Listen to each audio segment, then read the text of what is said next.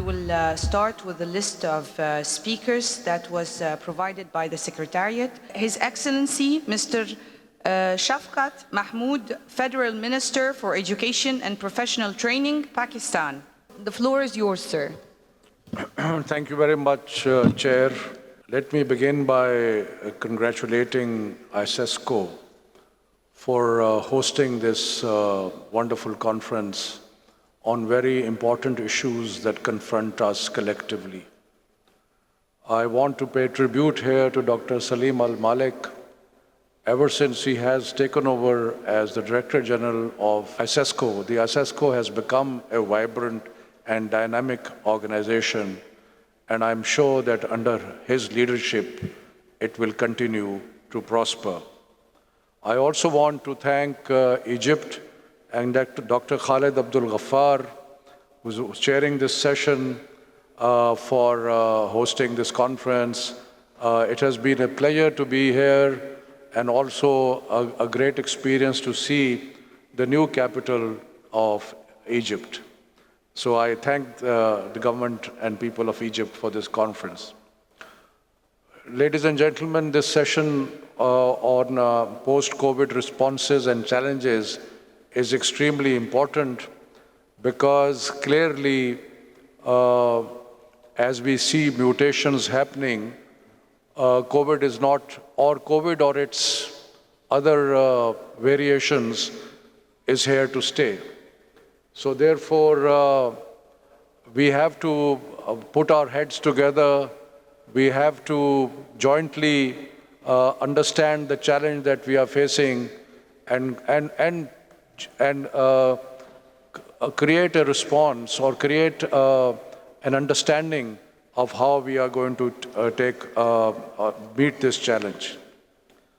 Every country has unique circumstances and unique challenges in response to COVID. Pakistan, being a federation with the different provinces and in some cases even different governments at the national and provincial level, the challenge immediately when COVID hit was how to coordinate the national response. So we organized it in such a way that all the provinces and all the federating units were able to come together and face the challenge of Corona. Some of the challenges were very clear.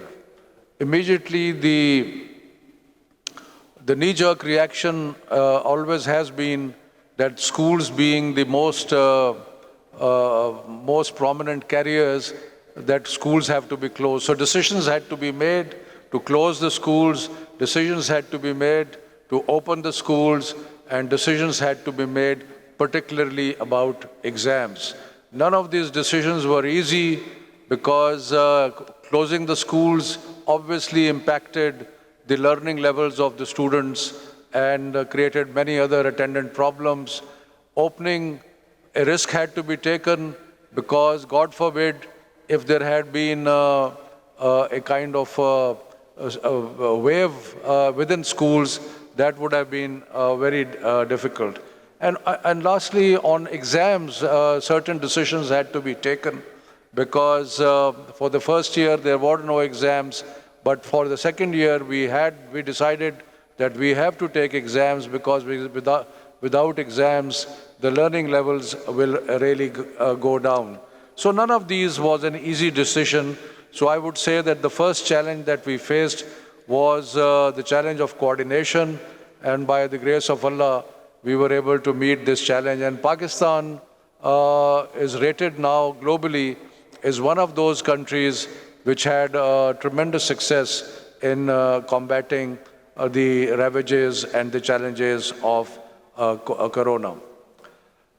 Now, of course, as soon as the schools closed down, we could not afford to let the children sit at home and not have any kind of education. So we immediately started a TV channel. And as is often said, that every adversity also brings opportunity. So it brought an opportunity in the sense that the whole idea of distance learning became extremely important. So we established a distance learning wing in our ministry, and within 15 days, we were able to start a brand new TV channel for schools, and we are building on it, and we hope as we go along to increase the number of challenges. So, so we also established a radio school, a distance learning, other mechanisms, and creation of new content was a problem.